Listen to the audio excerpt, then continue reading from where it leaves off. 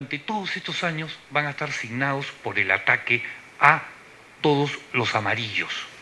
Ojo, y es curioso cómo eso ha ido mutando. Hasta antes de la guerra con Chile, cada vez que había la independencia, ¿quién se atacaba?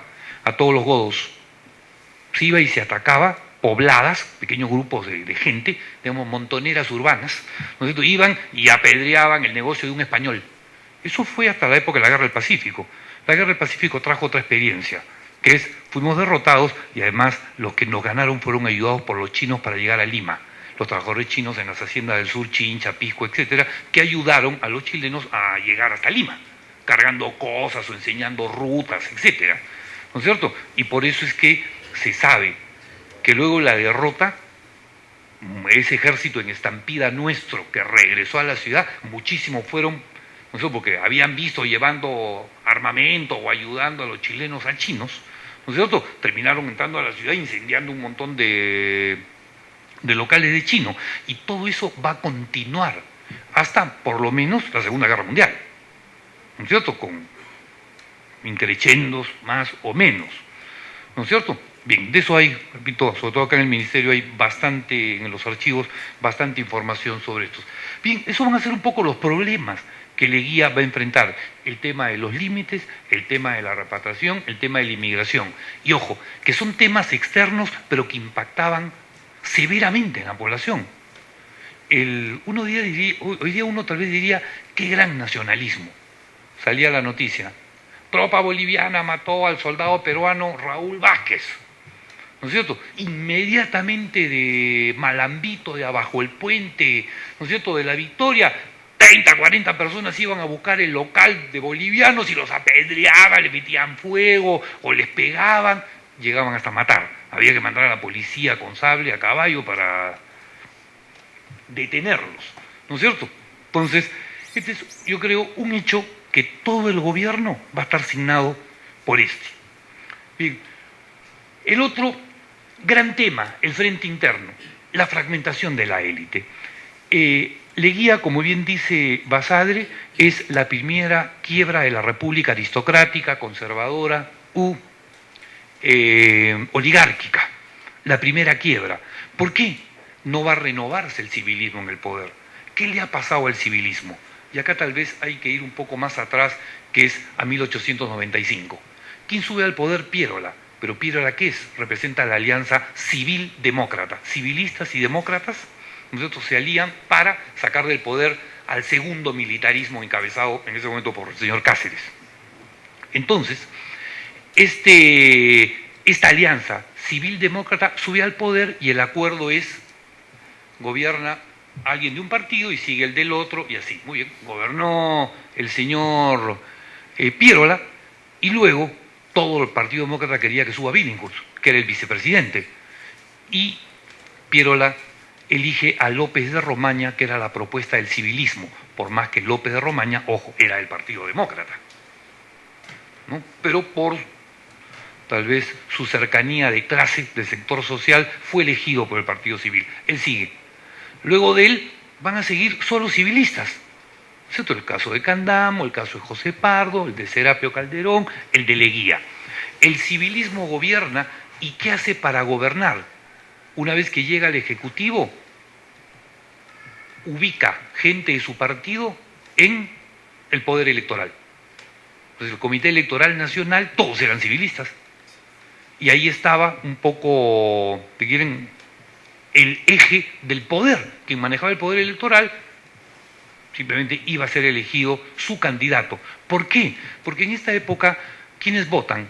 Todos los mayores de edad, varones que saben leer y escribir y que son propietarios. ¿Quién preside una mesa electoral? El mayor aportante de tributos, ¿no es cierto? Como dicen, los mayores contribuyentes de la nación son. Por lo tanto, en cada provincia, si tú quieres ver quién es la élite, lo único que tiene que ver es que a quiénes son los presidentes de mesa en las elecciones. Ahí está, toda la élite está ahí, ¿no es cierto? Y claro, ellos son los que controlan el voto. Por ello, Billinghurst, en parte, cuando es sacado porque lo que propone es quitar lo de propietario y que el poder, las mesas electorales sean presididas al azar por los miembros de esa mesa. Como es hoy día, que se elige a 2, 3, ¿no es cierto?, de los miembros del padrón electoral para que sean las autoridades electorales. Muy bien. ¿Qué va a terminar ocurriendo?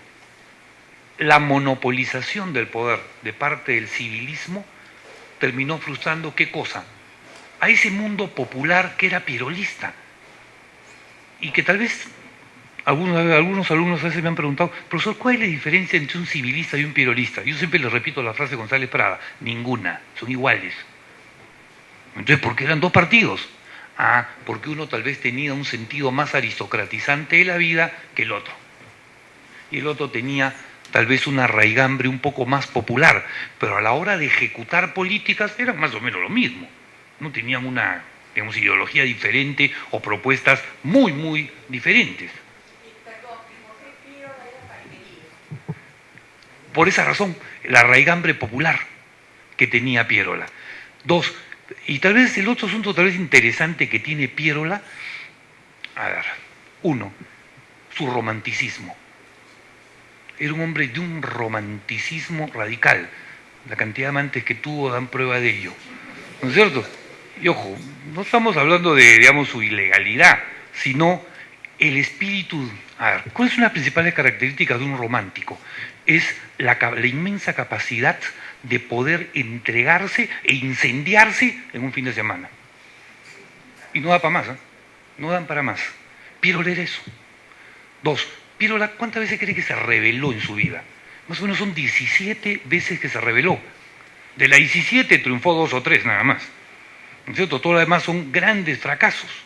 Entonces Piérola es un poco la gran figura romántica que teóricamente el pueblo está con él y él con el pueblo, y que nunca lo dejan ¿quiénes? Los poderosos. Tiene casi una visión un poco maniquea de lo que es el poder en esta época. ¿No es cierto? Y también otra cosa interesante también que tiene Piérola y que narra muy bien Basadre es murió pobre. Entonces conocen esa anécdota que narra Basadre, que es casi Piérola muere el 13. Un año antes de su muerte, y creo que lo entrevista Variedades, La Crónica. Bueno, hay una entrevista a él en donde en algún momento le dicen, usted se hizo rico con Dreyfus, usted tuvo plata. Y él le dice, no, yo no tengo plata. Le dice, ¿cómo no va a tener plata? El periodista se amarga, parece que era civilista, ¿no es cierto? Dice que Piérola, en un momento que estaba con la pierna levantada, le pone a decir, mire, le enseñó el hueco del zapato. ¿No es cierto? Claro, Piérola murió, digamos, pobremente, ¿no es cierto? Y su familia, la verdad, sí también nunca tuvo gran dinero, ¿no? Bien, durante el gobierno de Leguía, ¿qué va a ocurrir? Lo primero, la división de los partidos. Todos los partidos que apoyaban al Partido Civil se fragmentan, incluyendo el Partido Civil. Se fragmenta el Partido Liberal. Un sector va a ser gobernista y otro de oposición. El Partido Civil surge el bloque, los civilistas jóvenes que conforman la oposición. Y el Partido Constitucional, Cáceres estaba en Europa, también está el oficialismo de Cáceres que apoya el civilismo y otro grupo de los más jóvenes que se pasan a la oposición. Toda esa oposición es la que va a votar por Billinghurst en el Congreso.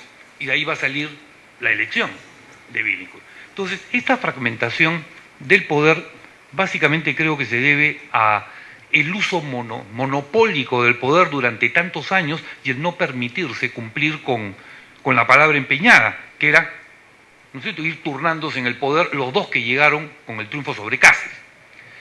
En segundo lugar es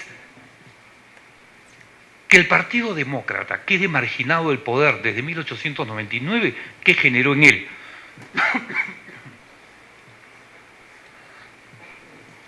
Que la élite se fuera apartando cada vez más del partido, Billinghurst incluso renunció, y sin embargo, en la base se densificara la relación, en las cofradías se intensificase, algo que hoy día otra vez hemos perdido de vista y que nacen por estos años, después de la guerra con Chile, los clubes de tiro. ¿Qué eran los clubes de tiro? Los clubes de todos los civiles para practicar este deporte y estar preparados para una guerra. Cuando el año 29 iba a ser el plebiscito que no hubo, un montón de gente en los clubes de tiro se fue al sur. Y decían que tenían enterrados en el desierto los fusiles. ¿No es cierto? Y la club de tiro, ¿para qué? Para, ¿no es cierto? Como nunca tuvimos mucha plata y teníamos pocas balas, por lo menos las pocas, que todas dieran en el blanco. Y recordemos, nuestra primera medalla olímpica es de tiro. La segunda y la tercera también. Y el vóley femenino después es el tiro, claro, que tiene que 100 años tiene el tiro. ¿no es cierto?, siendo practicado. Claro, ya no por mayorías como era a principios de siglo, ¿no?, que eran clubes muy, muy grandes. Yo he contado más o menos clubes de tiro en Lima en 1912, cuando comenzó el vínculo. Habían cerca de 52, 53 clubes de tiro en todo Lima, ¿no?, que es la verdad bastante, ¿no? Además, Felipe Pinglo era secretario de un club de tiro. Uno puede rastrear a toda la gente de principios de siglo, gran parte tenía relación con los clubes de tiros. Muy bien, la consolidación de la oposición demócrata. Es más, ¿y los demócratas qué hacen? Comienzan a recoger una vieja tradición, la zonada. Acá solo brevemente les voy a narrar la zonada del 29 de julio de 1909. Leguía estaba en el poder, Pierola, dicen, estaba en su casa, acá en la calle El Milagro, al costado de San Francisco, y Pierola no se enteró de este hecho. Su hermano y sus dos hijos, junto con un grupo de pierolistas que no eran más de 50, 55 personas, ¿qué hacen? Se dividen en grupos de a 3 y atacan Palacio de Gobierno. Logran entrar y llegar hasta la oficina de Leguía. ¿No es cierto? Matan a su secretario, que era un militar. El ministro de Leguía estaba con 2 ministros, uno era Matías Manzanilla, el otro era el de Fomento, si no me equivoco. Y a Leguía lo quieren hacer renunciar, Leguía dice no, entonces lo sacan y se lo llevan. Y Matías Manzanilla dice, te acompaño. Matías Manzanilla dice, por lealtad, pero iba muerto de miedo el pobre. Iba alrededor de gente con pistolas, escopetas, se lo llevaron hacia la Plaza San Martín, a mitad del camino dijeron, no, vámonos al Congreso a que renuncie. Y cuando en el camino lo quisieron hacer renunciar, esto lo narra Luis Alberto Sánchez, dicen que le dan un papel. Y él dice, oiga, acá dice 29 de noviembre, estamos junio. ¿No es cierto? Pues que alguien no sabía qué fecha estaban. Y otro de los hombres que estaba ahí agarró y se metió en una casa para cambiar la fecha, borrar y qué sé yo. Mientras tanto Leguía ahí, era insultado, empujado, maltratado, y con tiros al aire, y la gente venía y le insultaba a Leguía. Muy bien, salió la carta ya bien hecha y Leguía su famoso no firmo. Y así llegaron hasta a la Plaza de la Inquisición, a la Plaza Bolívar, en el Congreso, ¿no es cierto?, en donde ya se había apostado un pelotón de caballería, había desmontado al mando de un alférez de apellido Gómez, y dispararon a la masa de gente.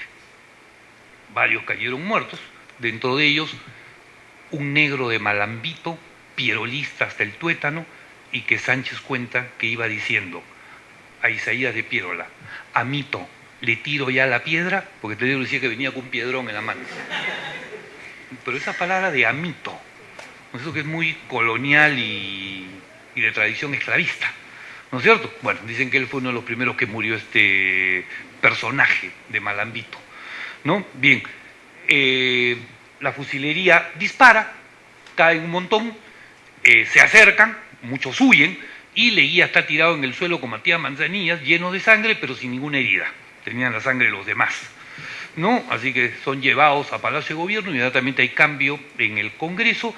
De los hombres que dieron la zonada, la gran mayoría cayó preso, incluso los Pierola, fueron llevados a la penitenciaría donde se hizo un juicio y un año después todos fueron amnistiados. ¿No es cierto? Todos fueron amnistiados. Incluso el torero, dentro de los que participaron, había un torero que estaba de pasada por acá y dijo, yo también voy. ¿No es cierto?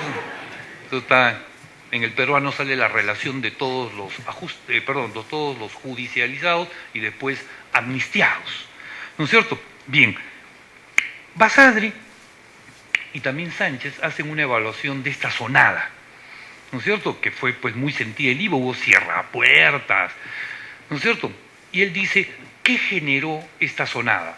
Para Sánchez, ahí nace el dictador Leguía, ¿no es cierto? A partir de ahí, Leguía siempre va a tener en el Ministerio de Gobierno a una persona severa, clara, que no titubeaba, que rápidamente tomaba acciones cuando ocurría algo.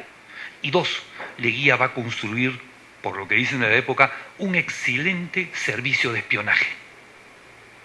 Lo que se llamaba la secreta, la soplonería, los espías de la época, ¿no es cierto? Y que estaban metidos en sindicatos y en todas partes, ¿no es cierto? Y contaré como anécdota, yo cuando hice el trabajo de Billinghurst, me encontré que durante los días de las jornadas cívicas se quemaron como 8 burdeles de Lima.